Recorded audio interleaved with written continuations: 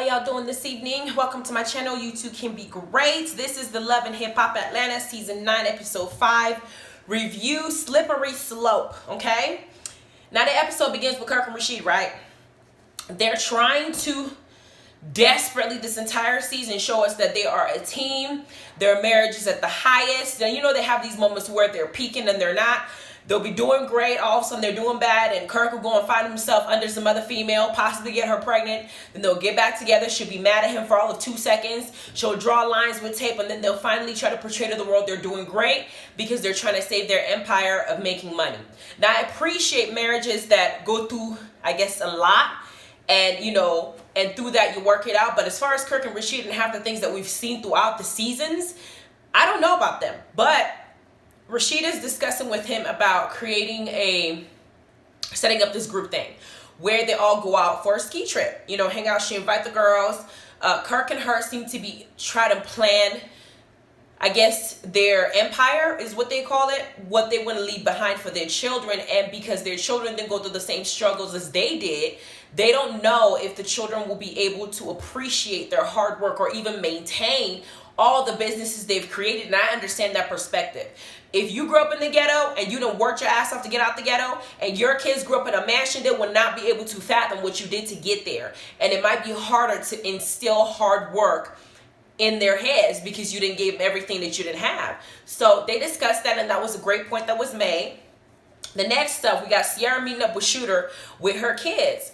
And the conversation is that Sierra's daughter has turned into being a disrespectful person. She's a 14-year-old teenager.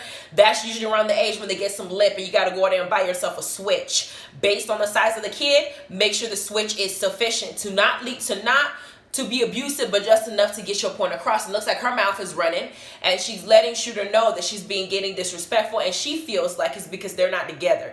Because I guess when they were married and they were in the same household, the children behaved a little bit more respectful, knowing that daddy was down the hall. Maybe he was the disciplinarian. Maybe he was the one who laid down the law.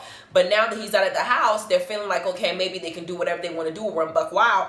It will be a combination of their separation and also the fact that she's growing up.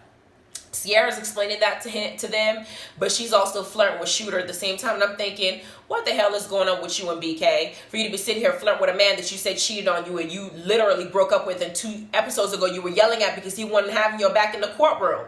Child, stop. What is this? I bet next episode she's going to tell us she's having problems because this don't make any sense. Then we got Jock meet up with Alexis Conner, asking her to be a spokesperson. And he chose to meet her up with her at the hair salon that he had a fight with his girl and the hairdresser lady that was just incompetent. But they decide that she's going to be part of the spokesperson panel, and she's going to explain to us her story with human trafficking. Then we got Rashida, Sierra, and Bambi and Mimi meeting up at a ski shop. And Rashida is extending an invite for what her and Kirk discussed about them going on a ski trip. In the middle of that, Rashida is concerned about how Sierra and Carly are going to interact with each other because Sierra and Carly do not get along. Sierra put her hands on Carly, and Carly has every right to be mad to the day she dies. And even when she gets up 6 feet under, she can be mad in the grave while she's rotting, those maggots and eating her. She can still be pissed off, maybe haunt Sierra if Sierra is still alive in her spirit, to let her know how pissed off she was that you put your hands on her. Then, as she's talking, Bambi decides to do what she always does, her two-faced ass.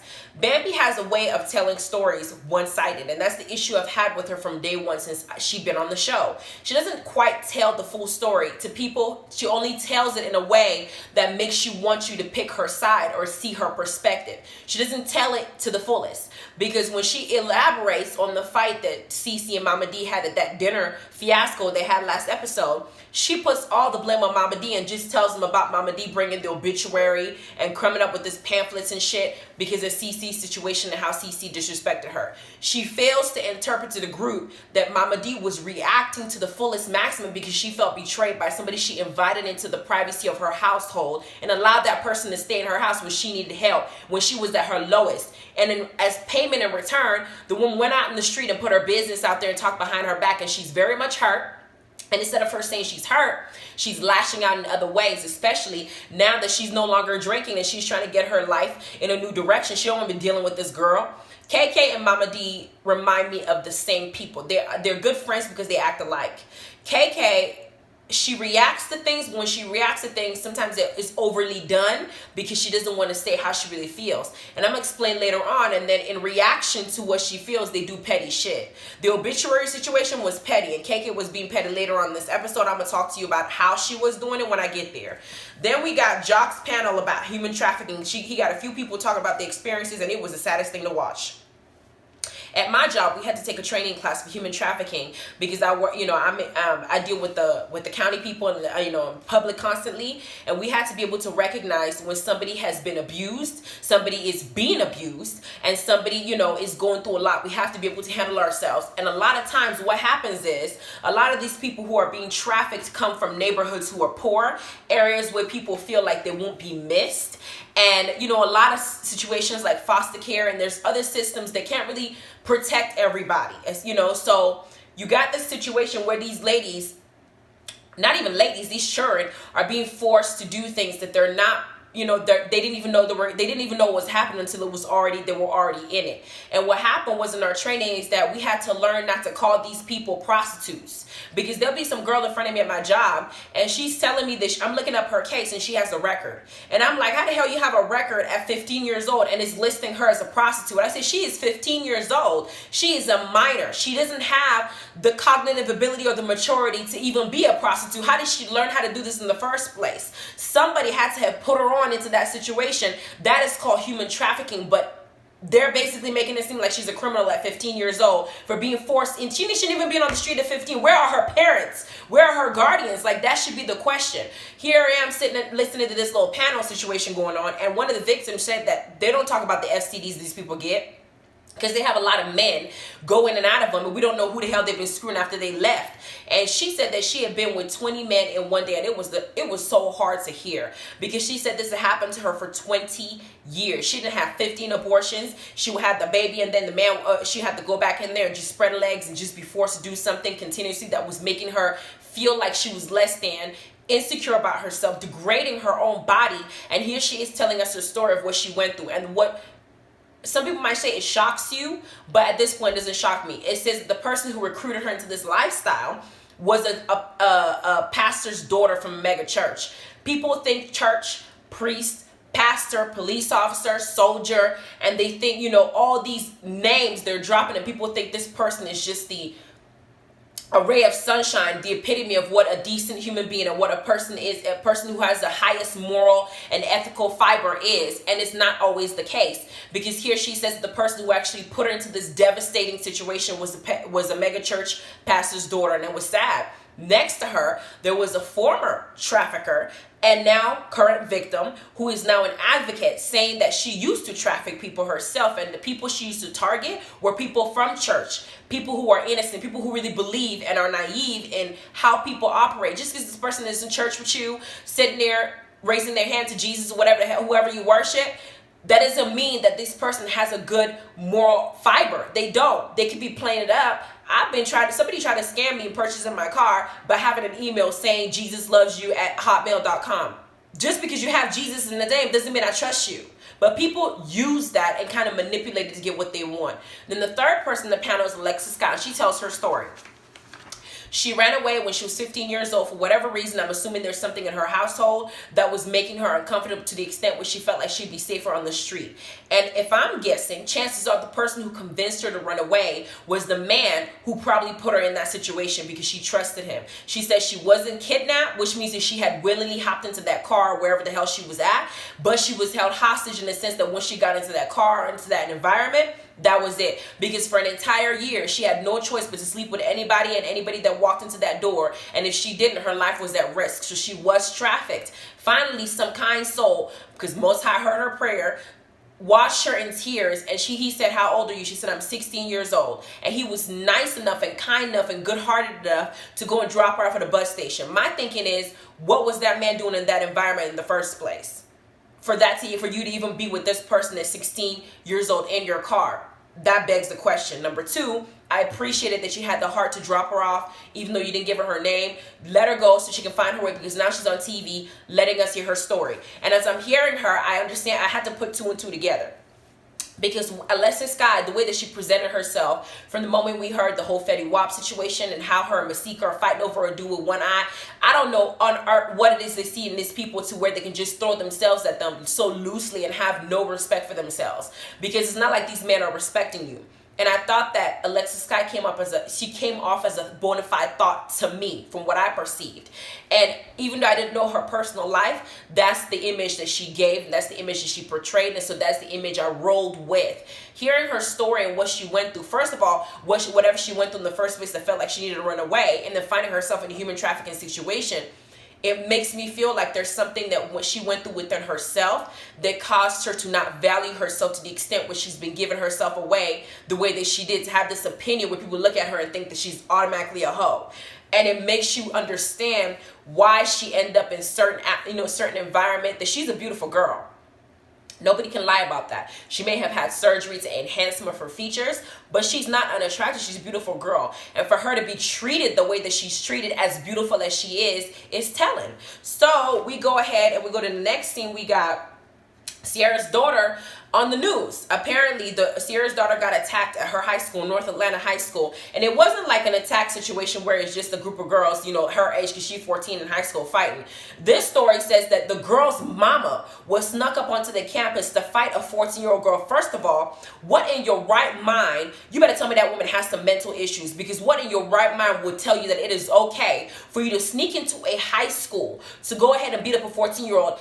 What I remember seeing when I was a kid is, if we come home and say, mommy, somebody's bullying me, or daddy, somebody's bullying me, the parent will say, well, go ahead and beat their ass, they deserve it. But they expect you as a child to beat up the other child's behind, because it's square, we're in the same boat. But for a grown woman, as grown as you are, to have a child that's in the same grade as this girl, 14, to take your ass on campus, try to square up with the 14-year-old, what is wrong with you? You have a few screws loose. And that day, if that happened to my child, I'm going to have to take one for the team. I'm going to end up in jail. I will find your ass. I will hunt you down, and you and I will square the fuck up, and we're going to keep doing it until I feel better. Because every hit you hit on my daughter, you will get tenfold, and every time I see you, we will be fighting at the grocery store, at the gas station. If I catch your ass in the bathroom, we'll be fighting. If I catch your ass on top of a building, we'll be fighting. If I catch your ass in your dreams, we'll be fighting. How dare you? What is wrong with you?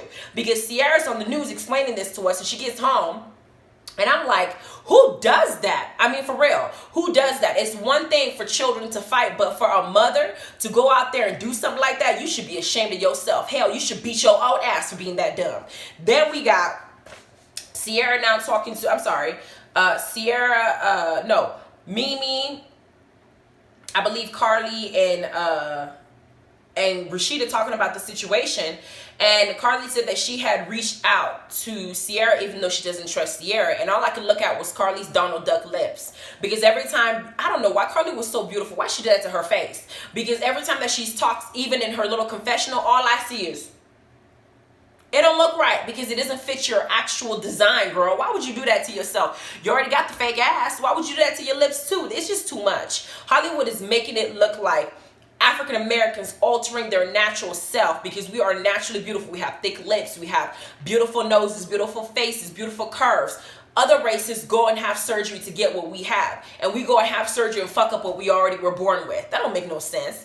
Then we got them announcing that they actually said that the woman who attacked Sierra's daughter lives in the same building as she lives in. And I'm like, hell, you know her apartment number, you know exactly where she stays, her home number. Go and find the hoe, because if she lives in my building, all the better, because I can find you very easily. I don't need a private investigator to hunt your ass down, putting your hands on my daughter. Like, are you crazy? Anyway, the next thing we got, the situation with Kirk's son. They said on the show that Kirk's son had got arrested. The story that Kirk and Rashida are saying is that Kirk, the son apparently maybe made a wrong lane turn. And what happened was the police officer stopped him, but he found a bag of weed in his car and a gun. And so instead of just checking him for the lane curve, or maybe seeing if the gun was registered, I don't know whether he was registered or not, or what the issue was, but because he already had a juvenile record, which means he's done something wrong in the past, they kind of just tagged on this extra shit to it. Assault with a weapon or a silencer. Then they had the intent to distribute that small bag of weed. It was insane. Now, I wasn't there, So I can't really explain to you in detail who I think is right or what the situation was, whether it's factual because he didn't have any bail or whatever the case is. I don't know. What I will say is him being a black man with a prior makes him more vulnerable to a lot of people taking advantage of him, even law enforcement. I don't care that they're law enforcement. Like I said, a badge does not make you a good person to me. I don't care. Me knowing you makes you a good person to me. Now, don't get me wrong. There are good law enforcement people, just like there are good firefighters out there. There are good soldiers out there. And I have a lot of respect for the sacrifices that they make. But those who abuse their power and play on this racial profiling bullshit, because this country is the only country that I have ever been in that goes so far to vilify an entire race of people, black folk, to make them look like they're so horrible that you get across the street when they're walking next to you. It's crazy. So what I experienced gave me a little bit of a open-minded perspective and view about how life really works, because I was 17 years old when me and my Hispanic friend, I had just come back from, I was at West Point at the time, military school, training to be an officer, supposed to be an officer in the Army after I graduated. And then I came home for Thanksgiving break. I met up with my friend. We were driving, you know, being that we're young, 17, he had this beat up old white Honda with, I guess, a broken tail light. We're driving around 11 p.m. He's taking me home. We're about maybe a mile away from my house.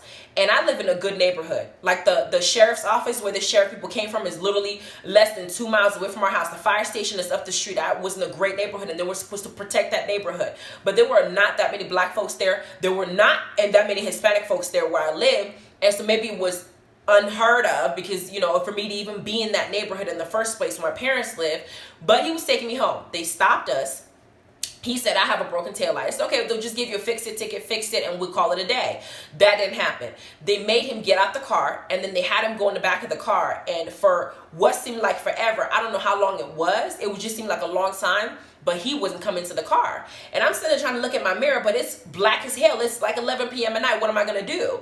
As soon as he gets back in the car, he goes, you need to be careful. I said, why? What happened? What did they do? He said, you need to be careful. They were asking me questions like, are you going to suck my dick? Are you guys going to fuck? Are you like, you know, a hoe? Like, are you the type of person who puts out? This is what they were asking him. And he said, be careful. As he was telling me that, they said, shut up. Don't talk to each other. Get out the car. I got out the car and I'm sitting there scared as hell. I had my wallet in my hand. I didn't even know I had my phone with me at the time. I got out. I saw them. It was one short, fat ass one. I couldn't see his face, but they were both white American. I'm not saying that, you know, all cops that are white American are bad, but I'm saying this is what I experienced. The other one was a little bit taller, skinnier, and he was also white. Now, I couldn't see their badge. I don't even think about seeing their badge. I'm just thinking what's going to happen to me, right? Because, you know, when you're in an actual situation, you just don't know how you're going to react. Me being 17, me in the military school thinking that people with badges are great people. I was so naive. I'm sitting there and they asked me for my ID first. I gave them my ID. They looked at it, probably see if I was of age and what they could do. Because when I got it back, I was using the terms yes, sir, no, sir, because I had just been trained to do that. They were asking me the same questions. Are you gonna suck his dick? Are you gonna fuck him? I said, no, sir. And I was in shock. I was in full shock. After they were done interrogating me explicitly, they made him leave the car, asked me which way was the direction of my house, had him walk opposite direction because his house was the opposite way, and had me walk. They stood in the car with his car in front, to just park behind him, and they were in the car for a while. As soon as I got a little bit of a distance where I felt like they couldn't see me, something in me said, just run. I started sprinting. I ran as fast as I could. By the time I got to the fire station, there was a park next to it, and there's a bunch of little palm trees around, and they were thick too. I see their sheriff car coming up. I hid behind the tree, and I just kept walking. As they're coming this way, I was just walking, using the tree to camouflage me. As soon as they hopped into the other street, I just ran. I was hiding behind tires when they came around, using flashlights to see if they can see my feet under the car. I was doing the best I could, using all the training I was given to make sure I didn't get caught, because I'm not going to be abused that way. Because I'm thinking to my head, I'm female, he's male. They made him walk the opposite direction, made us leave the car, yet they're following me, and these are two men. What could you possibly want from me? Ding, ding, ding. All I knew was I had to make it home. By the time I reached the gate to my house, I saw them pass right by my street. I got home, my phone rang. I picked up the phone. It was my friend. He said, "Where are you? I'm going to come get you. Where are you?" I said, "I just got home." He said, "Are you okay?" I said, "Where are you?" He said, "I went back and got my car." I said, "I didn't care about your car. They were looking for me, and they were going to paint it. If they got to me, what they would have done to me would have been terrible. If I would have made it alive, it would have been an issue. And if I would have died, it would have been looked like I was a 70-year-old Black American. It was 11 p.m. at night. I was just a normal prostitute." I even told them that if I went missing, I was AWOL. They didn't care. I even told them I was in military school. I was training to be a soldier to protect this country. They didn't care. So this is the type of stuff that I have experienced. So when I hear stuff like this, I'm not quick to be like, no, it didn't happen, because I've experienced it, and it just sucks to even know that this type of stuff happens. It really does.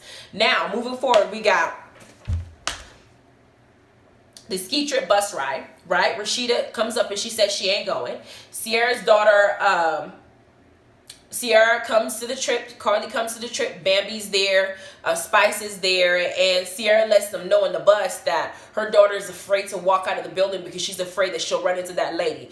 I would have walked out with my daughter praying that I ran into that lady. Try me again. Try it again. Do it when I'm around, not when my baby's alone. I want to see you try to be your ass in front of me. Please do. Then Bambi's messy ass says that Sierra must be desperate to have found herself in a 5-hour bus ride with Carly Red, being that they had just been fighting with each other. Bambi, why the hell would you even bring that shit up? What is the purpose of causing some messy situation when this girl is in her feelings discussing what she experienced? Carly in her confessional said that if her daughter got jumped or got into the same situation as Sierra's daughter did, you would catch her dead inside a bus. She would be at home with her daughter, or her daughter would be on that ride with her just because she's afraid of her safety. Bambi decides to start throwing up because she has morning sickness. We all know she's pregnant. But she says the dumbest shit I've ever heard. She didn't know that she could get pregnant while she was breastfeeding. No comment. Then they let everybody know that Shekinah is driving up to the ski trip on her own. And Spice said that she's not really looking to see Sierra at all. Shekinah at all. Because Shekinah's a fake friend. Shekinah smiles on her face. And apparently her experiences, then Shekinah will go and talk behind her back. I don't know how accurate that is, but we're going to find out next episode. Then the last scene we got is Scrap and his sister Cheyenne, her airhead ass, being in a house that Scrap is moving into because his lease is up. He's had more of his nephew, because you know his brother's in jail because of that whole charge that he had. I think it was human trafficking, I'm not sure. And then his sister is helping him move to this new place that he needs is bigger. And he said that he wants to fix the relationship with KK. He said that KK and Cheyenne are beefing because Cheyenne was on KK's phone plan, and she's supposed to provide her bill and pay her bill every month. But somehow Cheyenne convinced herself that she didn't have to pay that bill, and KK feels like she's being played because she didn't get the money that she was supposed to get as usual. KK comes walking in with her blood pressure equipment, dramatic as hell like Mama D. She takes her blood pressure, lets everybody know that she has high blood pressure, blames it on Cheyenne, and says that Cheyenne was disrespectful to her when she was talking to her about the bill. They even posted the text messages that Cheyenne had sent her, and it did read as a little bit of disrespect. But KK says that Cheyenne got out of her mouth after KK cussed her out and said, "Fuck you, bitch." Cheyenne is saying that she didn't say something like that. And she also says in her confessional that she knows that KK tends to go from 2 to 10 with other people, that she didn't expect her to do it with her because she is sister to Scrap, and she helped Scrap when Scrap needed him, truthfully, right? Then KK goes after her, and before she spills the tea of what Cheyenne's been doing behind her back with Shooter, Cheyenne had already told us with her big ass titties in the confessional that she was going to talk to Shooter about, publicizing their fake situationship. But because Shooter's gone through the situation with his daughter, she thought it wasn't the appropriate time. Girl, it's never going to be at the appropriate time, ever. Because this man had already got you in every way he wants you. He would never be serious with you. Cayenne is his new, Kiyomi is his new toy. And that's who he's going to focus on right now. Then KK's petty ass decides to tell Scrappy that Cheyenne is with Shooter, and she wants Cheyenne to basically let him know all the story, and that's how the episode ends. Personally, this episode was low-key boring. There was a lot of information and detail that Love and Hip Hop tried to give us as the viewers, because it seems like Love and Hip Hop now doesn't want to just be a messy show with all the messiness and all the ratchetness and all the ghetto-ness. They want to use their platform to at least do some good for the African American community like myself who watches the show. And I agree, but this was a little bit boring. Either way, I watched it. I got what I needed to get out of it. I'm speaking on it, and I hope you guys enjoyed the review. Thank you. Bye.